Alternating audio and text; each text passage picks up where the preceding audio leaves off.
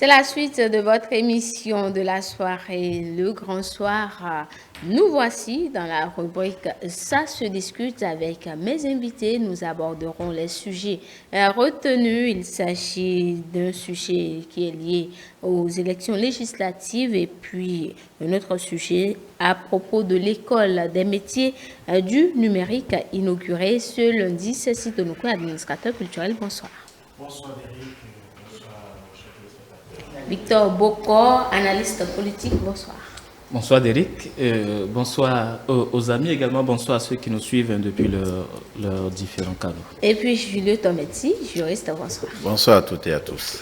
Hier lundi, la Commission électorale nationale autonome Sénat était en tête-à-tête avec les partis politiques. Le chronogramme de la période électorale a été présenté et déjà depuis quelques jours, les partis eux-mêmes s'activent déjà pour réunir les dossiers. Il n'y a plus de temps à perdre, ceci. Non, c'est la course contre la montre, donc c'est le rétro-planning. Donc tout le monde doit pouvoir se mettre en ordre de bataille pour la compétition, que ce soit du côté des partis politiques, que ce soit au niveau des institutions en charge de l'organisation.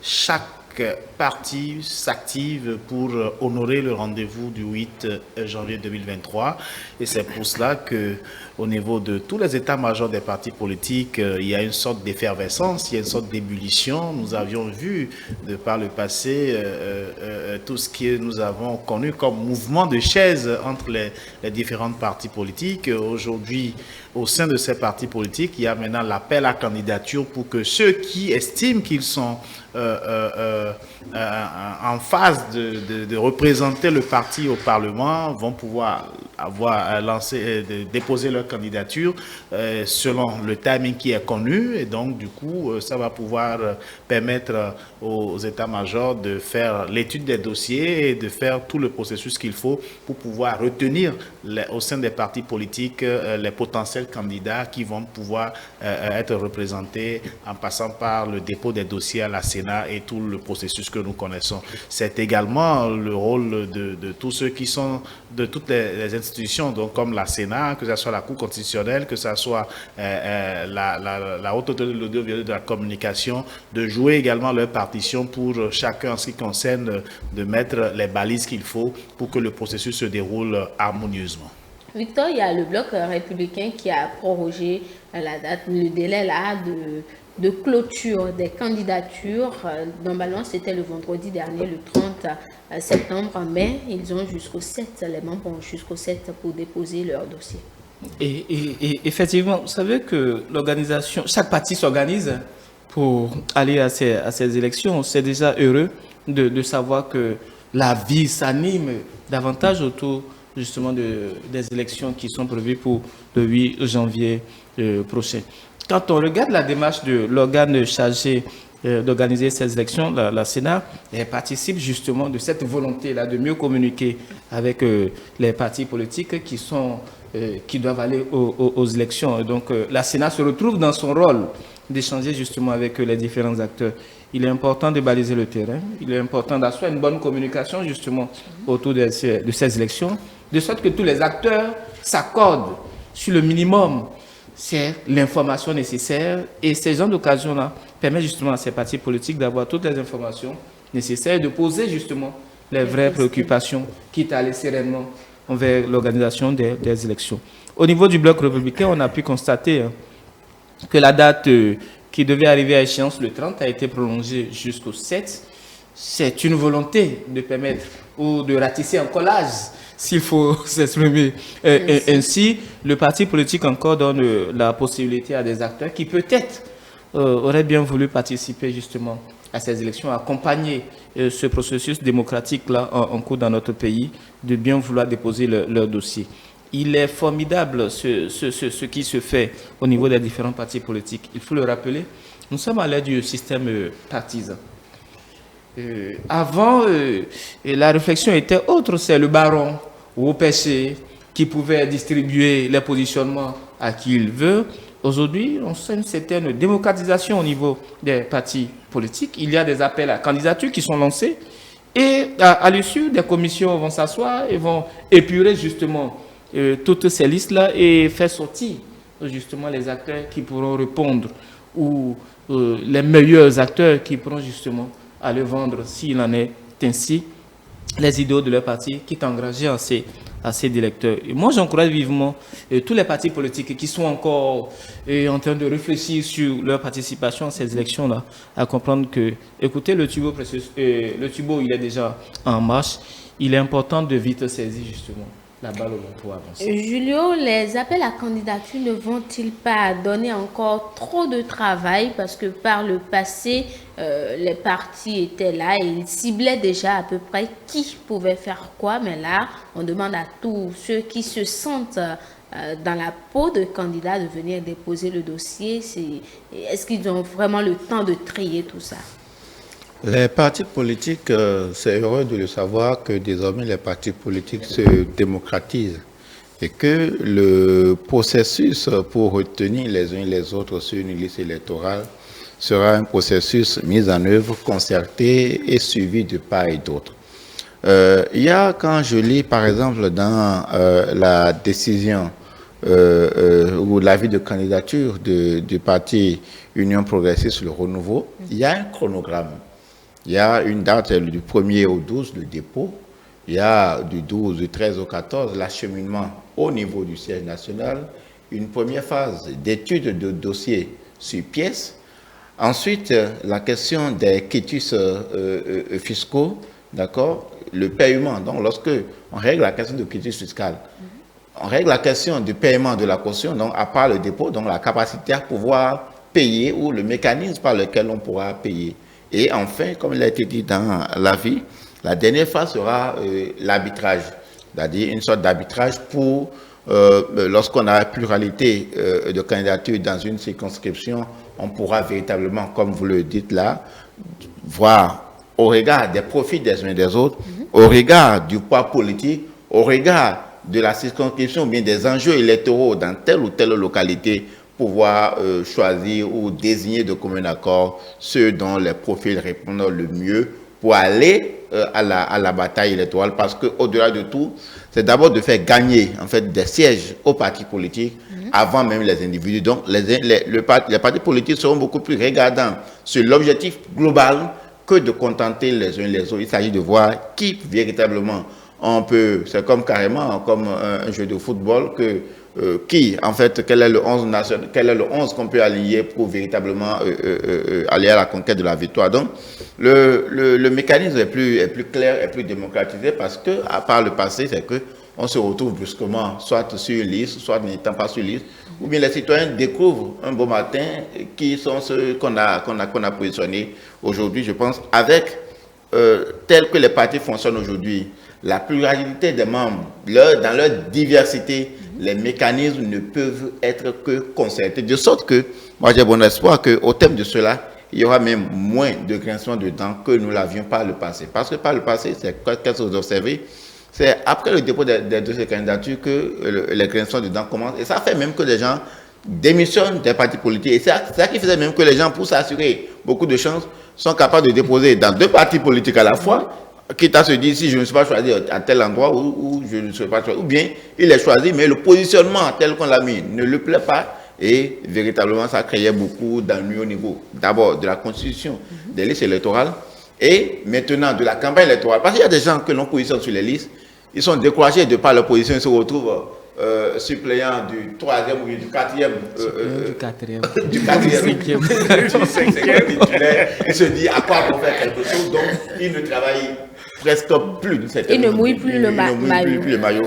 Et tout ça pénalise le parti. Donc j'ai bon espoir qu'aujourd'hui, avec ce qui se passe, avec le mécanisme mis en œuvre, ça ira de mieux en mieux pour que nous ayons de belles campagnes électorales qui engagent les uns et les autres. Vous êtes d'avis, ceci avec... Bon, ben, je pense que ça permettra, c'est une sorte d'émulation saine, c'est une compétition qui ne dit pas son nom, parce que lorsqu'on parle d'appel à candidature, il y a l'étude de dossier, l'étude de dossier va se faire selon des critères, donc si tu remplis ces critères, c'est clair que tu vas pouvoir être retenu sur la liste, et ces critères ne devront pas être des critères imposés, ça doit être des critères vraiment consensuels et qui permettra justement de faire le tri. Une chose aussi est claire, tout le monde ne partira pas non plus à la compétition. Donc, il faut forcément retrouver des représentants dignes, valables, crédibles et qui ont vraiment le contenu qu'il faut pour aller représenter le parti au niveau de l'Assemblée nationale. Donc, ce mécanisme que nous voyons aujourd'hui, ça augure de bons lendemains.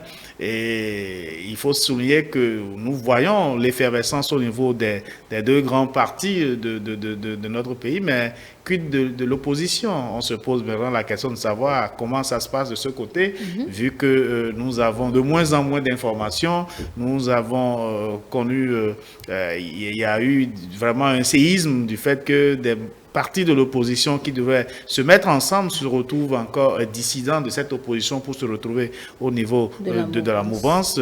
Qu'est-ce qui adviendra de cette opposition? C'est une question vraiment qui taraude l'esprit et il va falloir que les acteurs qui sont encore dans cette opposition puissent vraiment bouger. Et là aussi, on se pose bien la question parce que le rouleau décompresseur est lancé, le chrono est là et donc s'il n'arrive pas à répondre à la course contre la montre, ça va être encore un échec cuisant pour cette opposition et là, ça va être vraiment de mauvais goût.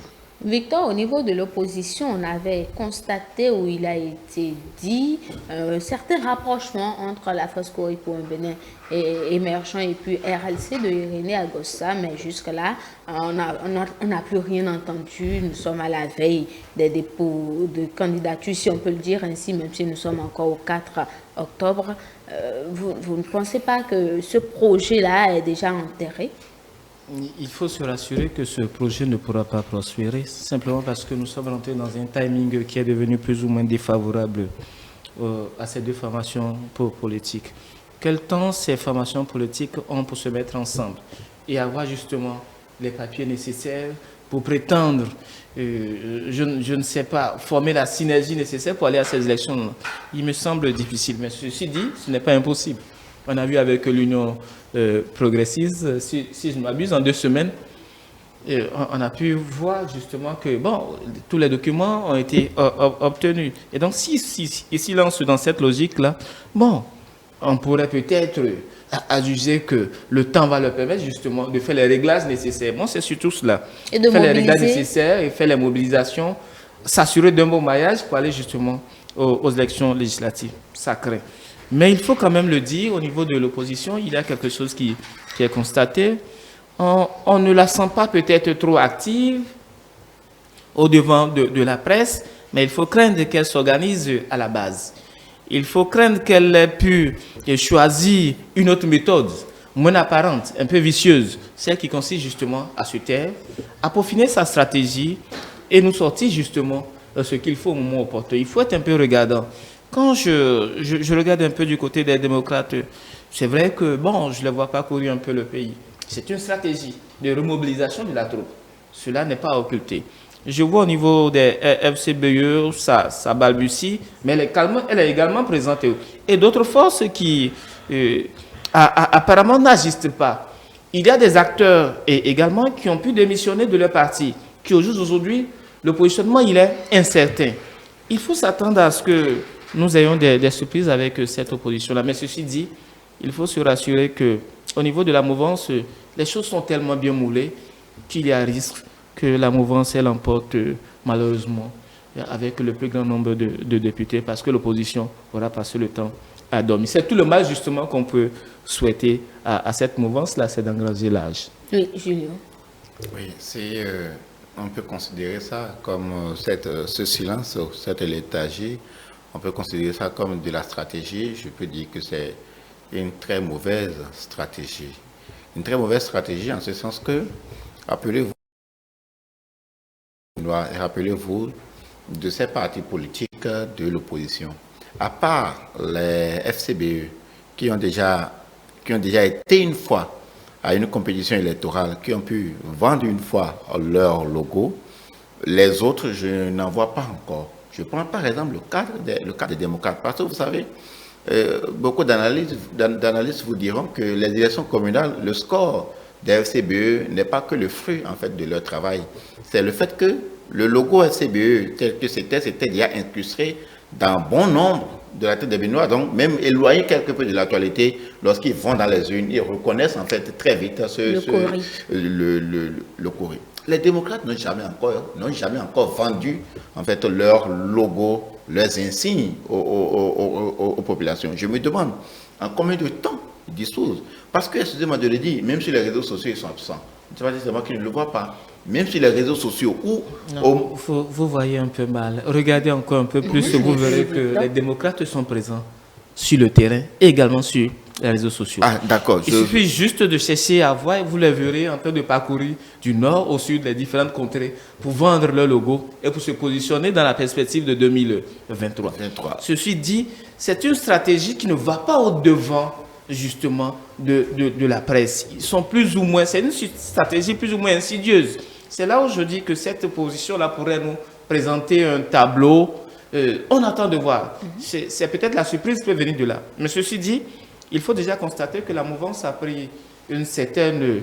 elle a réussi à occuper le terrain. Et ça, il ne faut pas l'occulter. Peut-être que l'opposition voudrait compter sur...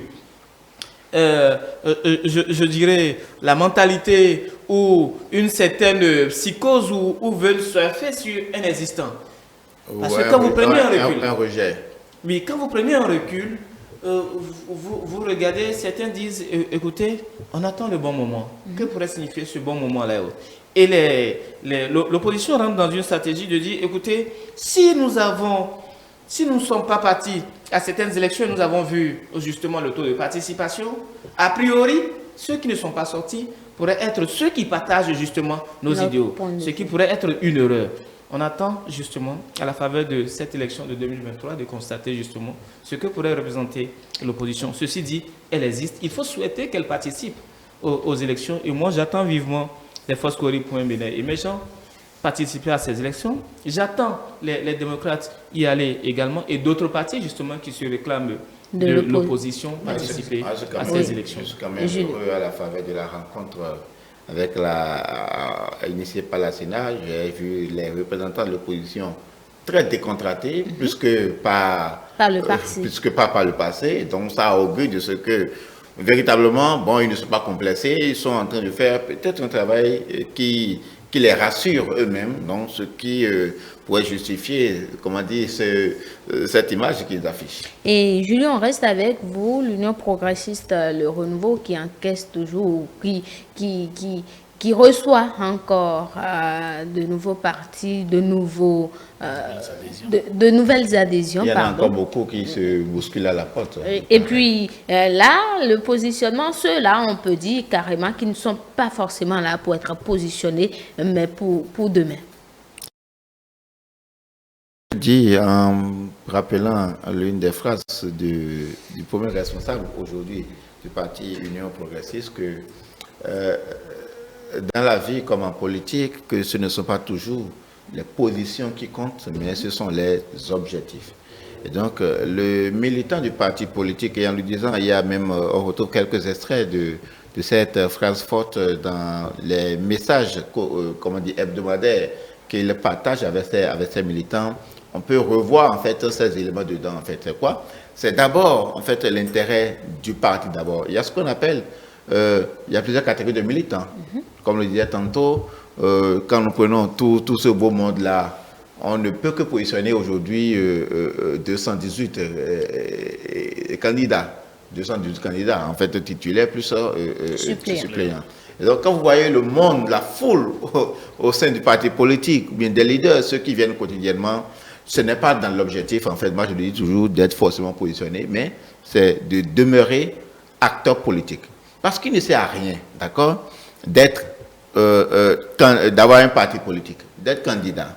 Et sur 2 élections successives, ne pas arriver à décrocher un seul siège. Vos militants vous fuiront très vite. Vous allez devenir quelque peu, en fait, un berger sans troupe. Et donc, c'est pour ne pas devenir un berger sans troupe. Sinon, ça aurait été même très facile pour ces gens-là de demeurer avec leur parti politique, de se positionner premier titulaire, deuxième titulaire de ci et de ça, mais avec très peu de chances de pouvoir lever des sièges que d'appartenir à un parti politique pour qu'à la fin, on dise que nous avons gagné, nous avons fait le combat ensemble, nous avons gagné. Et donc, en texte, pour l'acteur politique, c'est de participer à une randonnée gagnante que, en fait, de se muer en une sorte de solitude qui pourrait très vite être préjudiciable pour la position d'acteur politique que l'on voudrait adopter. De sorte que je dis pour finir que les adhésions ne sont pas forcément dans la visée, d'accord, de se trouver forcément sur une liste. Ils peuvent bien sûr se retrouver sur des listes au regard des arbitrages qui auront été faits, au regard des poids politiques, des zones électorales, des enjeux électoraux dans chaque circonscription, mais l'objectif premier n'est pas là, le positionnement au niveau pour ces élections législatives. Ceci, il y a Julio qui parlait d'arbitrage en matière de positionnement. Quels sont les critères peut-être que ces partis-là pourraient utiliser? Est-ce que c'est seulement l'influence sur le terrain ou il y a d'autres critères qu'ils pourraient prendre en compte? Non, mais on est en politique et c'est en politique, c'est votre influence politique, votre zone d'influence qui vous fait rallier des militants pour que vous puissiez avoir un suffrage pour pouvoir être élu.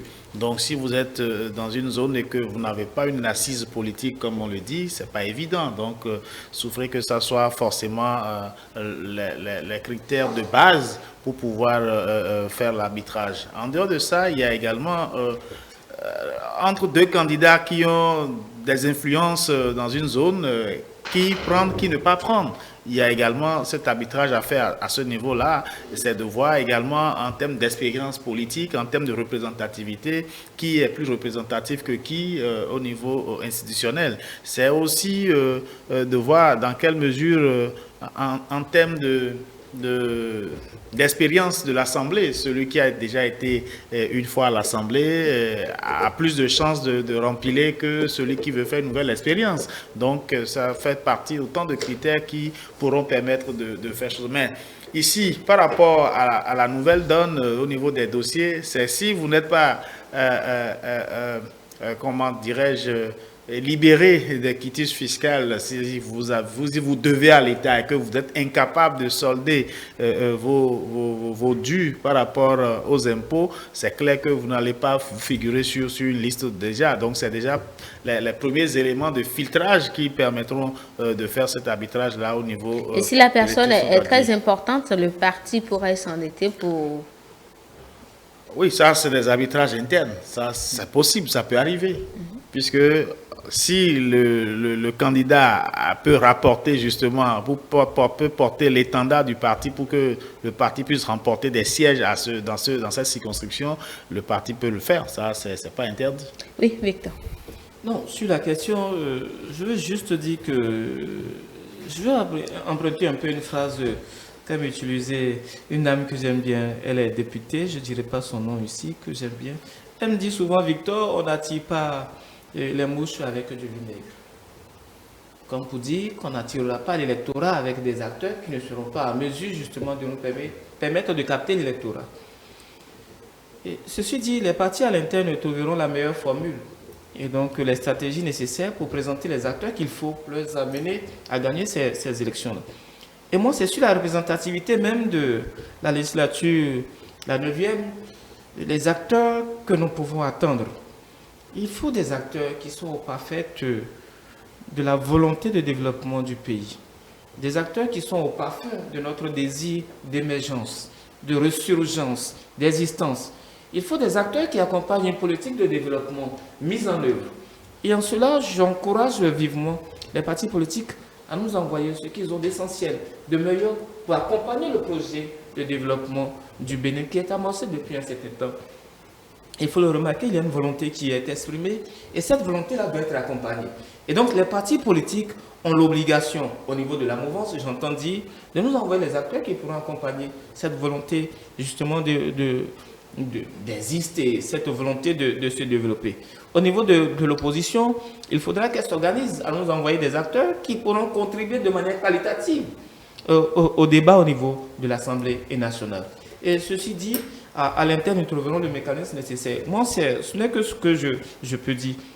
Souhaiter, ce n'est pas facile. La période que nous traversons pour tous les partis politiques, Il faut leur souhaiter la lucidité nécessaire pour nous amener justement les meilleurs éléments pour aller compétir à ces élections. On est avec vous, Julio. Oui, j'ajouterais la lucidité et la sérénité nécessaires pour pouvoir, dans ce grand troupeau, choisir les meilleurs brebis qui peuvent valablement aller compétir. Maintenant, l'autre chose, il faut se demander quelles sont les aspirations profondes du peuple maintenant. Quelle est l'image que le peuple béninois aimerait voir de sa prochaine législature. Donc tout cela doit pouvoir entrer dans l'analyse pour les questions de positionnement.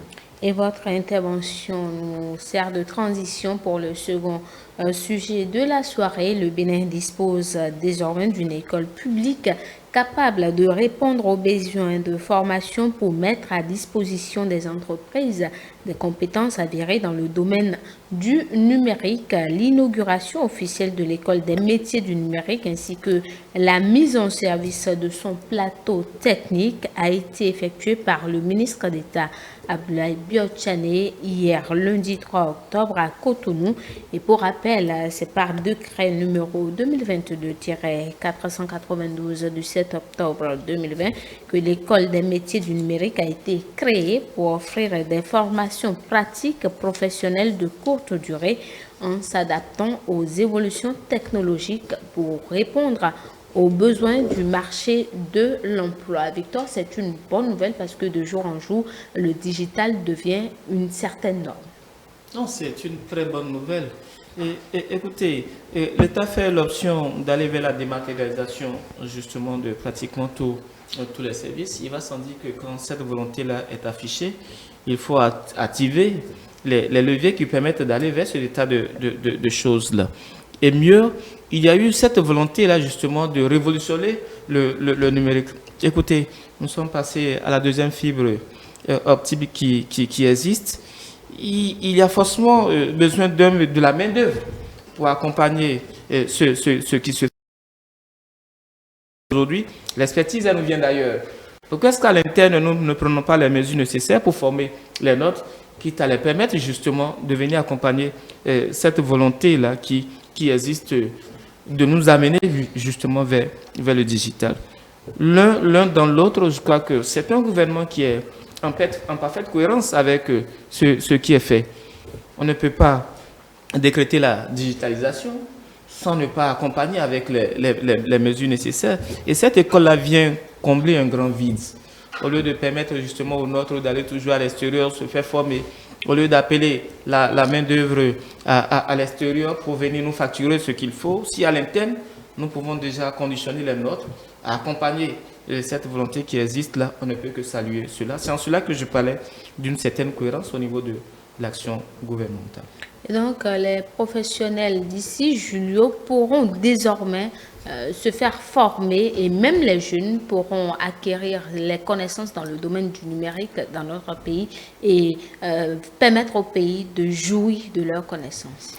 Bien sûr, en fait, pas que se faire former, ils peuvent se faire former et à leur tour former, donc pour diversifier quelque peu les pôles de compétences en cette matière.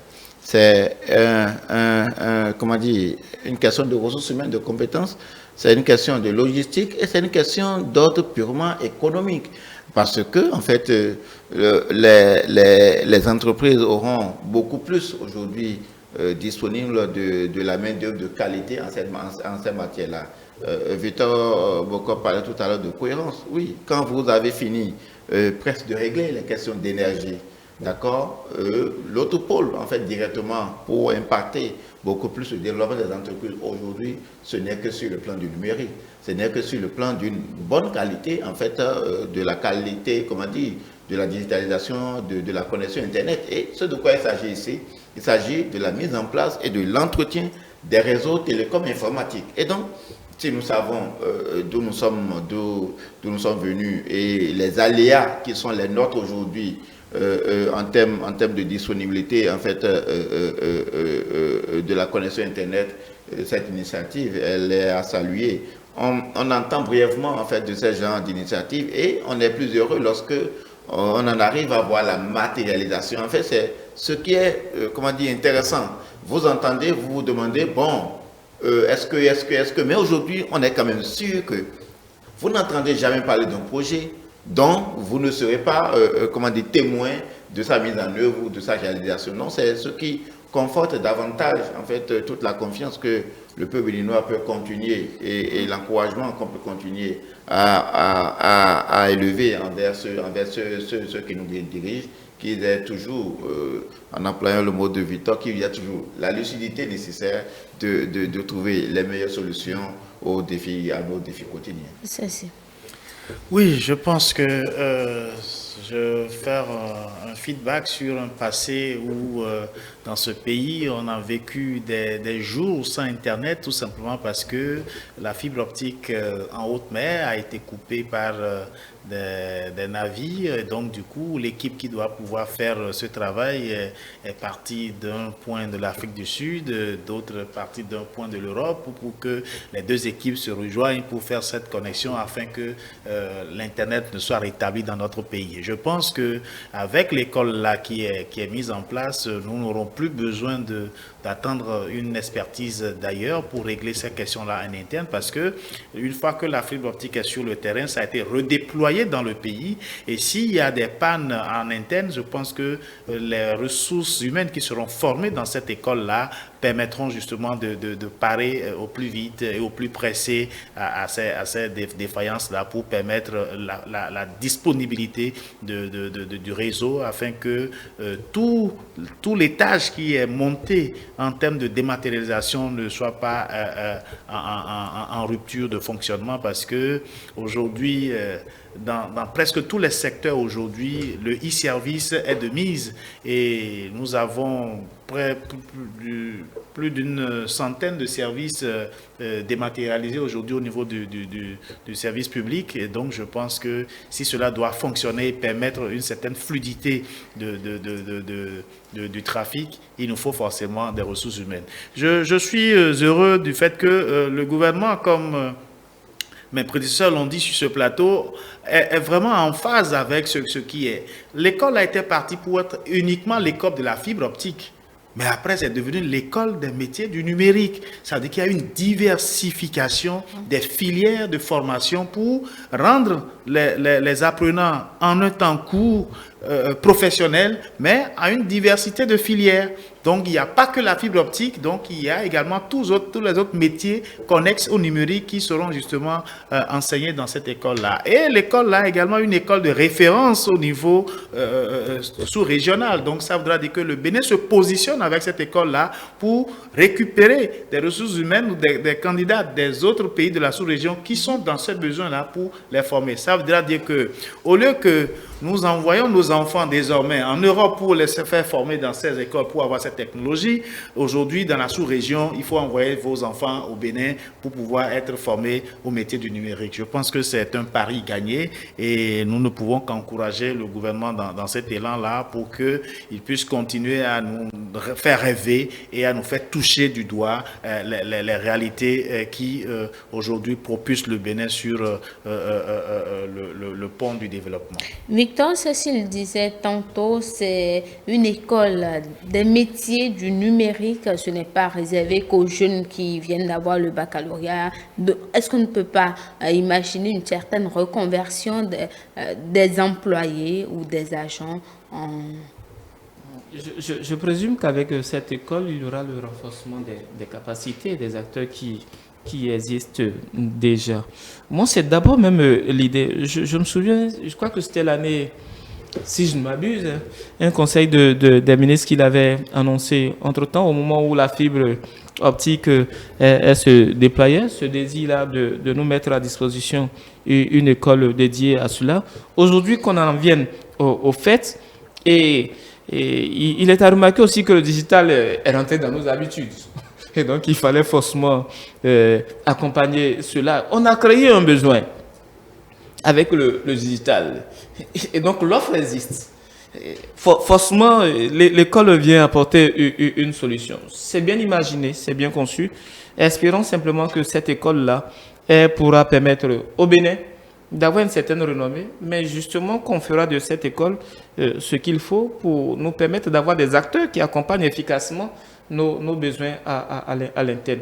Moi, je peux dire qu'au niveau de l'économie numérique, parce que c'est d'abord à leur niveau, il y a un travail formidable qui se fait, je ne vais pas dire le nom de la ministre, mais c'est un ensemble gouvernemental qui agit, et donc le projet est porté par l'économie numérique. C'est heureux que le Bénin se positionne sur un chantier pareil. J'attends les premiers produits qui vont sortir de cette école-là pour voir justement, en termes de formation, l'impact justement sur nos habitudes, sur notre consommation. Voilà. Julio, avec votre boulot que vous faites aujourd'hui, plus Internet, une reconversion, vous ne serez plus forcément juriste simple, vous développerez d'autres atouts. Non, est-ce que j'aurais besoin de développer des travaux? Je ne sais pas, en tant que Béninois, nous nous habituons de jour en jour à l'utilisation du digital. Ceux qui jamais n'auraient imaginé qu'ils puissent s'habituer à cela, ils sont heureusement, bien heureusement, contraints.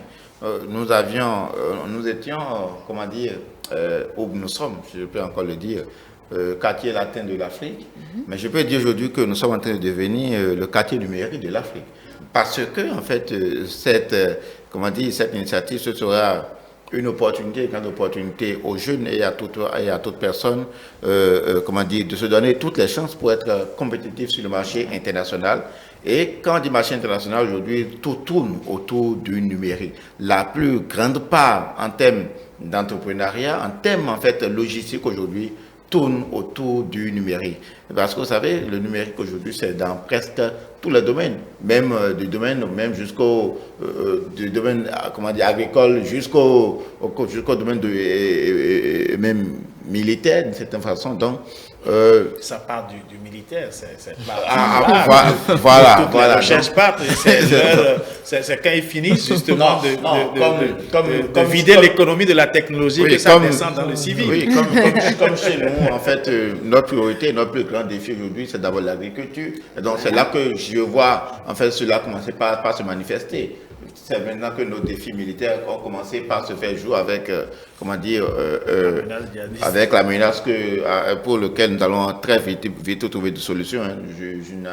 J'en ai la certitude pour ce qui me concerne. Donc, je continue de dire que c'est une très grande opportunité parce que, comme le disait Cécile Tonoukan tout à l'heure, en fait, cette école du numérique se positionne en fait pour être, aux standards internationaux, donc qui pourra même accueillir en fait aussi bien d'autres apprenants en fait d'autres pays qui pourront en fait vivre l'expérience béninoise du numérique. Donc tout ça participe à vendre au meilleur prix en fait le Bénin avec ce que nous avons amorcé comme initiative de développement depuis quelques années. Donc aujourd'hui au Bénin on peut dire que nous travaillons à couvrir en fait tous les champs de compétences, tous les domaines d'activité en fait qu'il faut et qui s'adaptent à l'évolution du monde, et c'est véritablement à saluer. L'occasion, il faut saisir cette opportunité. À toutes les personnes qui ont un intérêt pour ce genre de métier, elles doivent courir pour saisir cette opportunité-là. Oui, c'est déjà une façon pour ceux qui sont déjà dans ces métiers-là, qui n'ont pas eu la possibilité de se recycler à un moment donné, parce que vous voyez, la technologie évolue tous les jours. Des gens qui ont eu à faire des formations, par exemple, depuis 5 ans, aujourd'hui, les réalités ne sont plus les mêmes. Donc, cette école viendra pour leur permettre de se recycler, de se refaire les armes pour s'actualiser en termes de savoir et de compétences, et permettre également à d'autres jeunes qui veulent de se faire former, d'aller vers cette école-là pour se faire former. Aujourd'hui, les métiers du numérique sont diversifiés et multiformes, et tous les jours que Dieu fait, tous les domaines sont impactés, que ce soit dans les loisirs, dans le divertissement, l'agriculture, l'économie, la santé. c'est dans tous les secteurs aujourd'hui, tous les secteurs sont concernés par le numérique. Donc, autant que nous sommes en tant qu'acteurs, il revient de créer, de travailler à s'actualiser pour intégrer le numérique dans beaucoup de choses. Lorsque nous parlons de la télémédecine, c'est-à-dire que des médecins qui sont à des distances peuvent opérer sur un malade et avoir des résultats en termes de choses. Vous ne voyez pas que c'est formidable. Et aujourd'hui, pour les divertissements possibles, on achète des jeux vidéo qui vous donnent la réalité d'autres pays. Vous pouvez voyager tout en étant sur place. Donc, c'est autant de choses. Et lorsque nous rentrons dans le domaine du patrimoine culturel, aujourd'hui, vous avez la possibilité de faire des expositions virtuelles. Il y a également, vous pouvez être ici et vous allez parcourir les expositions d'un musée qui a des milliers de kilomètres. Donc, c'est autant d'implications du numérique et du digital dans les différents secteurs de la vie. Et il va falloir que cette école-là puisse nous donner des compétences nécessaires pour que tous les domaines de notre vie, tous les secteurs de développement de notre vie soient impactés et que nous ayons des compétences pour pouvoir le faire. Les bases de données, c'est ça également la matière première de la digitalisation. Il faut que nous ayons des techniciens formés pour pouvoir sécuriser ces bases de données parce que si ces données ne sont pas sécurisées, ça va être forcément aux mains des pirates qui vont justement les récupérer et nous les revendre cher ou les détruire. Donc, la sécurité informatique également reste une réalité à laquelle on doit y penser lorsque nous évoluons dans le digital. Donc, l'école, là, avec cette diversification de filières, vient apporter vraiment un ouf de soulagement dans ce secteur-là et nous encourageons les dirigeants de cette école à tenir vraiment le flambeau, l'étendard haut pour que les résultats qui vont y sortir soient vraiment satisfaisants. Victor. Il faut dire que l'option faite également au niveau du gouvernement, c'est d'aller vers plus de filières techniques. Et donc, c'est une bonne réponse de savoir qu'une école pareille dédiée au numérique existe. Donc, c'est dit que l'offre en termes de formation sur le terrain technique s'agrandit. Donc, c'est une bonne nouvelle justement pour nos apprenants. Vivement que les différents acteurs s'en saisissent. Ce que j'attends le plus, c'est que cette école-là, elle fasse cette preuve et que d'ici là, qu'on ait justement les premiers qui sortent de l'école et nous verrons bien sur le terrain à quoi est-ce qu'ils seront utiles. Voilà. Oui, Julio, vos attentes pour finir? Non, les attentes, Victor déjà l'a si bien dit, mais moi je suis persuadé que en fait, c'est pas qu'on attend pour devenir pour voir ce qu'ils vont devenir. Le besoin est déjà là. Le besoin est déjà là. On ne met jamais une offre de formation sans avoir identifié le besoin. Ce qui nous reste, c'est comment exporter en fait cette compétence que nous aurions réussi à mettre en place. Parce qu'il faut le dire, hein, la question du numérique, de la digitalisation embrase presque tous les domaines. Je l'ai eu dans l'actualité aujourd'hui. Comment dire, la digitalisation s'exporte aussi dans les administrations communales. Et donc, il y a même des séances de formation avec l'Agence nationale des systèmes d'information et du numérique. Donc, tout ça fera que, en fait, de plus en plus, le citoyen béninois se verra davantage aux prises avec le numérique, avec la digitalisation, que cela n'a été que par le passé. Et donc, cela participe en fait à une sorte d'harmonisation. Et donc, au-delà de ce qui est, donc, il y aura forcément d'autres filières dans le cadre de ce programme qui vont se diversifier. Et aujourd'hui, c'est des compétences purement techniques, en fait, de techniciens. Mais je pense qu'à un moment donné, pour des gens comme nous, il y aura des mises à niveau, voilà, de formation continue. Voilà, nous n'irons pas, mettre en place les fibres optiques d'une certaine façon, mais pour ce qui concerne la manipulation au moins de l'outil digital, je pense que, on dit aussi bien Victor. Le software. Voilà, aussi bien Victor que moi. Dans notre vie quotidienne, nous en avons besoin parce qu'on ne peut plus aujourd'hui faire sans.